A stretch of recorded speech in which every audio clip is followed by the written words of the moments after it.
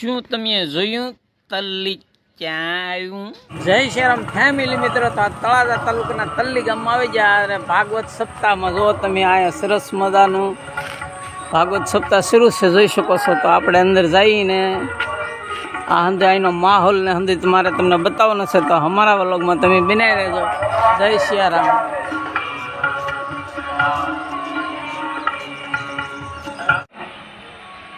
જવાની છે, રૂપિયા છે, ચાંદી મંગલા છે, પણ એક દિવસે મારી એને બેને વાંચ્યું અહીંથી જે બોલવા લખેલું તે જ બોલાશે. તમને ગપ્પા મારવા નથી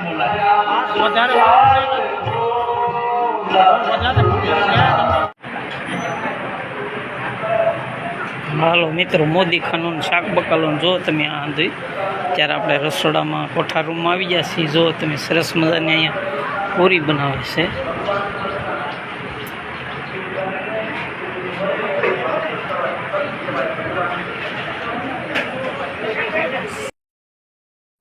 હાલો મિત્રો, સરસ મજાનું આ ઊંધિયું શાક છે હો ભાઈ. હા, સરસ મજાનો હંધો મસાલો નાખેલી આ દાળ તમે જો કેવો સરસ મજાની મસ્તીની. જય શ્રીરામ મિત્રો, તો આ રસોડામાં આપણે અત્યારે સરસ સડી જશે. હાલો મિત્રો, તમે નજરે નિહાળી શકો છો. આ સરસ મજાની પૂરી છે, પણ આમાં હંધો મસાલો નાખીને તીખી પૂરી બનાવેલી છે. હા, બધો મસાલામાં નાખ્યો છે. સરસ મજાની આ હંધી ગરમા ગરમ પૂરી છે ને આપણે હંધાઈને ભક્ત ભાવિકોને પ્રેમથી જમાડવાના છે. તમે જુઓ તમે. હા મિત્રો, જોઈ શકો છો. જય શ્રીરામ. તો તમે નિહાળી શકો છો આ રસોડામાં હાથોપાત હંધાય કામ કરે છે. જુઓ તમે સરસ મજાની જો દાળ વઘારીને ઉપર કોથમરી નાખી છે, અને આ ઊંધિયું શાક છે એ એક ટોપમાંથી બીજા ટોપમાં બે ભાગ કરે છે.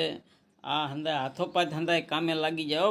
હા મિત્રો, તો આ કાળ ઝાળ ગરમી તડકો ને આ ઉનાળાની સિઝનમાં જો બરફ છે ને ભાઈ, બરફ નાખીને ઠંડામાં ઠંડી શરબત હંધાઈને અહીંયા પીરસવામાં આવે છે. જુઓ તમે સરસ મજાનું ઠંડામાં ઠંડુ ને તમારા આત્માને શાંતિ મળે, તમારા શરીરને શાંતિ મળે, મનને શાંતિ મળે એવું આ લોકો હંધાય જો પ્રેમથી ભક્તજનો શરબત પીવે છે. હા મિત્રો, જય શ્રીરામ. હાલો, જય શ્રીરામ. અત્યારે બપોરનો ટાઈમ થઈ ગયો છે, મહાપ્રસાદનો પણ ટાઈમ થઈ ગયો મિત્રો. તો અત્યારે આપણે આ ભોજનાલયમાં આવી ગયા પ્રસાદ માટે. આ ખીચડી બનાવેલી છે, પછી આ મહાપ્રસાદ છે, જોઈ શકો છો તમે. ગાંઠિયા છે, આ બુંદી છે, ને આ ગરમા ગરમ સરસ મજાની પૂરી છે, જોઈ શકો છો. જો આ ઊંધિયું શાક છે સરસ મજાનું, અને દાળ છે ને ભાત આવે છે. તો તમે હંધાઈ રાહ જોઈ રાખો. સરસ મજાનું આ બહેનો જો હંધાઈને પ્રેમથી હંધાઈને પીરસી રહ્યા છે. જય શ્રીરામ મિત્રો. હાલો, જય શ્રીરામ મિત્રો. તો આ અત્યારે આપણે હાલ બીજા કાઉન્ટર આવી ગયા છીએ. જોઈ શકો છો સરસ મજાનો પ્રસાદ તો સેમ ટુ સેમ હંધાય છે, પણ ભીડ ન થાય માટે હંધાય કાઉન્ટર જુદા જુદા ગોઠવેલા છે. જોઈ શકો છો, નિહાળી શકો છો. જય શ્રીરામ. હાલો મિત્રો, જો ખરા મધાન તડકાના શ્રીખંડની પણ વ્યવસ્થા રાખેલી છે. જોઈ મિત્રો, મોઢામાં પાણી આવે તો મને કહેતા નહીં હો ભાઈ. ખીચડી મહાપ્રસાદ, આ ગુંદી સાથે આ ગાંઠિયા, ઠંડા ઠંડા કુલકુલ શ્રીખંડ સાથે આ પૂરી સાથે ઊંધિયું શાક, દાળ સાથે ભાત.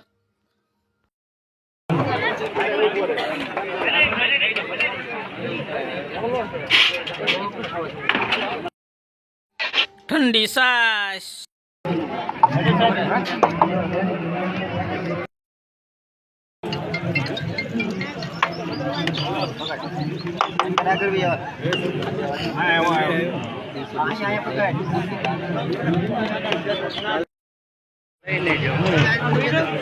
હાથ તો લઈ લેજો.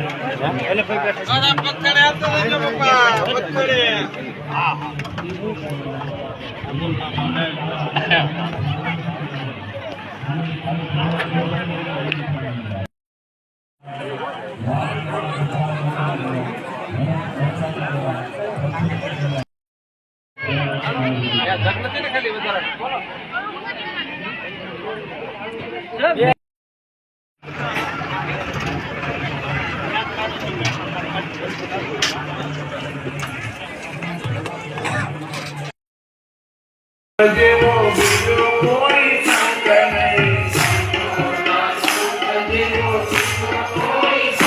આ ભક્તિમાં રંગ જેવો બીજો કોઈ રંગ નહીં.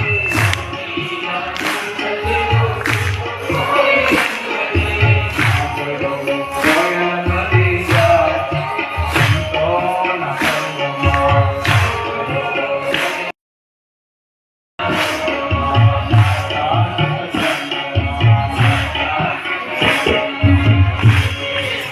આ ભગવાનની કથા એવી છે મારા બાપ, ગમે એવો પાપી સુધરી જાય, મનમાં સુધરી જાય.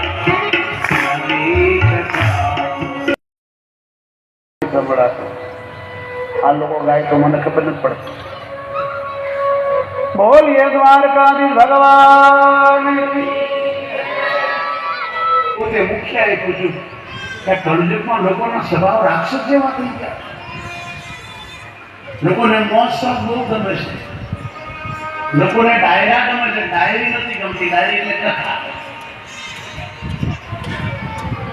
હમણાં ડાયરા રાખજો સાથે એક્ઝામ બધી જગ્યા એમાં લોકોને રસ નહીં હોય.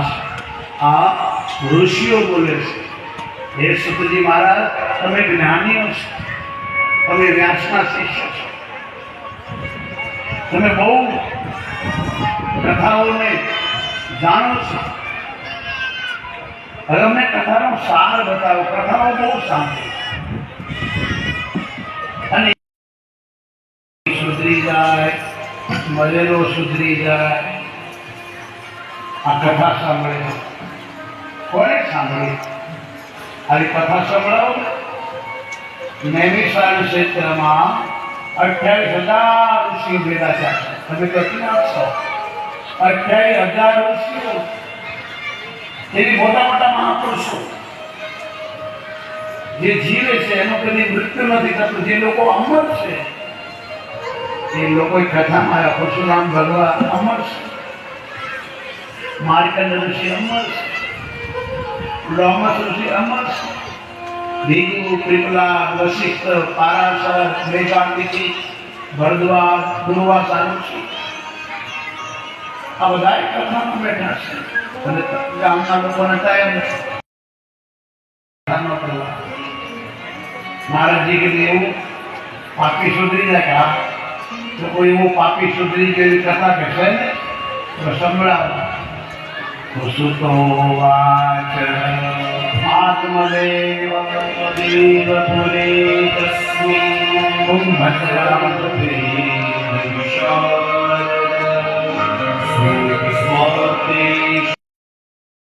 સુધરી જાય, મળેલો સુધરી જાય. આ કથા સાંભળે કોને સાંભળી? આવી કથા સંભળાવો. નૈમિષારણ્ય ક્ષેત્રમાં 28,000 ઋષિ ભેગા થયા. તમે કેટલી આપશો? 28,000 ઋષિઓ, એવી મોટા મોટા મહાપુરુષો જે જીવે છે, એનું કદી મૃત્યુ નથી થતું. જે લોકો અમર છે એ લોકો કથામાં પરશુરામ ભગવાન અમર છે, માર્કંડ ઋષિ અમર છે, લોમસ ઋષિ અમર છે, ભીગુ, પીપલા, વશિષ્ઠ, પારાશર, મેઘાંતિકી, ભરદ્વાજ, દુર્વાસા ઋષિ આ બધા કથામાં બેઠા છે. અને ગામના લોકોને ટાઈમ રોજ જળ ચડાવવા જાજો. આ કથા સાંભળી. જે ગામમાં મહાદેવનું મંદિર હોય અને જે ગામના લોકો મહાદેવના મંદિરમાં પૂજા ના કરે એને ઘરે અકાળ મૃત્યુ થાય છે. માટે નિયમ લેજો. કાલથી બધી બેન દીકરીઓને, ભાઈઓ બહેનોને, વડીલોને પ્રાર્થના. કેટલો સુંદર શિવલિંગ પતા નહીં સ્વયંભૂ છે, કેટલા વર્ષોનું છે. મને તો અલગ જ ભાંસ થયો ભાઈ. અમારા દાદા રુદ્રાભિષેક કરાવે, દાદા રુદ્રાભિષેક કરાવ્યો, હું અભિષેક કરીને આવ્યો અને કહીને આવ્યો કે તલી ગામમાં નિર્વિઘ્ન કથા પૂર્ણ થાય. મહાદેવ આવી દયા કરજો. અને નારાયણભાઈ આ વાત્સ્ય પરિવારે જે નિમિત્તે કથા કરી છે બધો ખર્ચ ઈશ્વરે તમને આટલું તો આપજો. આપણા બાદા આપતા હતા, ખડું આપતા, દિવેલા આપતા, રોજ દર્શને લાતા. પેલા રૂપિયા નતા તો અનાજ લઈને જતા અને દંગલીઓ કરતા. કૃષિમાં જાય, લોકો જાય, છોકરા હાથે લઈને બેટા હાથ જોડે પેઢીમાં ના તમારા છોકરા પાસે કરાવજો તો ગણપણમાં તમારે કામ આવશે. તમારા ગામના પહેલા મંદિરોમાં જાઓ. તમારા ગામના મંદિરોમાં બહાર પડશો તો દેવતા રાજી નહીં થાય. પહેલા તમારા ગ્રામ દેવતા સવારે બોલાયું ને, ગ્રામ દેવતા એનામાં પહેલા ગામના દેવતા, પછી અસ્થાન દેવતા જે તમારા ગામમાં મંદિરો છે તે અસ્થાન દેવતા, પછી અસ્થાન પ્રધાન દેવતા એ તમારા ગામના ધણી છે. તમારા છોકરા છોકરીને મંદિરે મોકલો. સવારમાં જા બેટા જળ ચડાયા, પછી તમે જાઓ. તમે જાશો તો છોકરા જાશે. એટલે તમારા ગામમાં સાધુ બ્રાહ્મણોનું ધ્યાન રાખજો. મારી જીવાને નહીં આપો તો ચાલશે, પણ એને આપજો. કારણ કે મારે તો કોઈ છોકરા સાબરા છે નહીં, મારે કોઈ મા બાપ નથી, મારે કોઈ કુટુંબ કબીલા નથી, વનમાં એકલો છું. એટલે મને નહીં આપો તો ચાલશે, પણ તમારા ગામમાં અતિ સાધુ હોય, મહાદેવના પૂજારી હોય, રામજી મંદિરના પૂજારી હોય, તમારા ગામમાં બ્રાહ્મણો રહેતા હોય ને આવજો. તો વ્યાસભાઈ તમને વચન આપે છે તમારા ઘરમાં બીમારી નહીં આવે, અકાલ મૃત્યુ નહીં થાય.